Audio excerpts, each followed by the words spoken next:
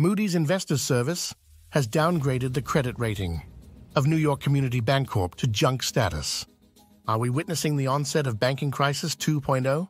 Moody's downgrade comes less than a week after New York Community Bancorp alarmed its shareholders by cutting dividends and accumulating reserves to cover problematic loans related to commercial real estate. This was reported by Bloomberg.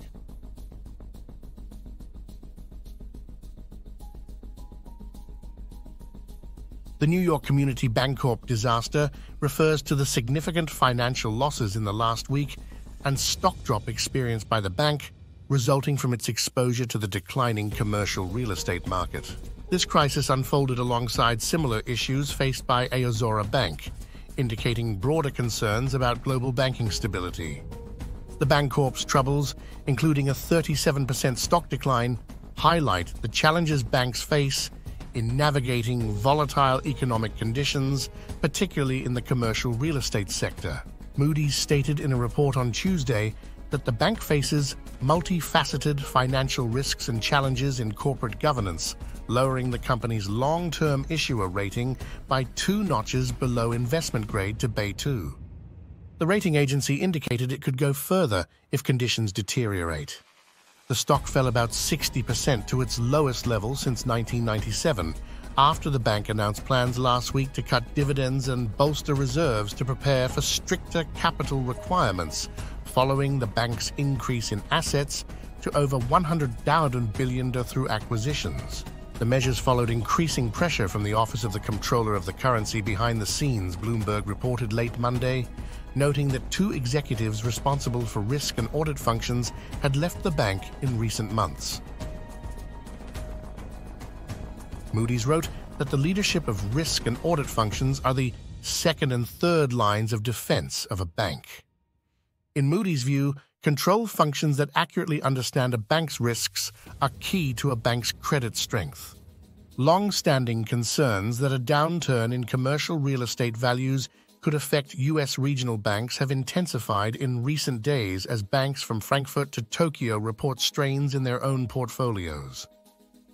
Behind this are pandemic-induced shifts to remote work, stricter rules for raising rents in some markets, and an increase in interest rates which makes refinancing more expensive for troubled borrowers. Moody's plans to focus on NYCB's commercial real estate portfolio outlook, earnings, capitalization, and use of wholesale funding when weighing whether to lower the credit rating again. It will also continue to evaluate corporate governance, including risk and balance sheet management. The bank could also be downgraded if its creditworthiness deteriorates, its use of market funding increases relative to deposit funding, it fails to replenish its capital, or it loses depositor confidence, undermining liquidity, according to Moody's.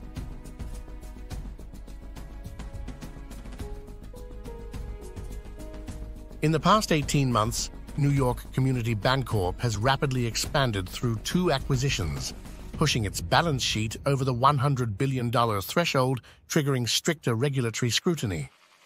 According to analysts led by Arnold Kakuda from Bloomberg Intelligence, the company may need to sell an additional $400 to $6 billion in debt over time to meet the new requirements for regional banks.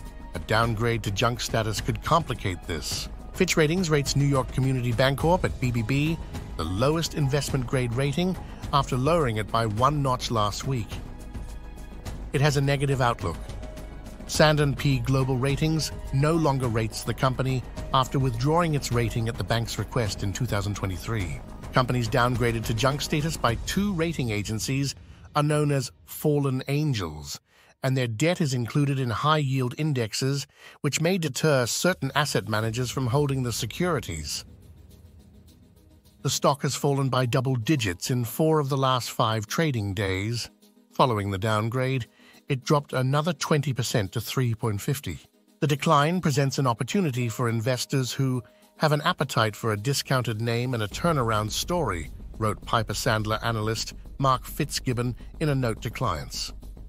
Fitzgibbon said he does not believe the bank is experiencing significant deposit pressure, as he believes the company is operating business as usual.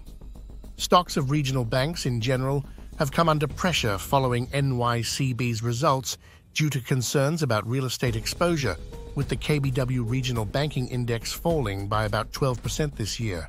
On Tuesday, Valley National Bancorp was the second worst performer in the index, dropping 8% after NYCB.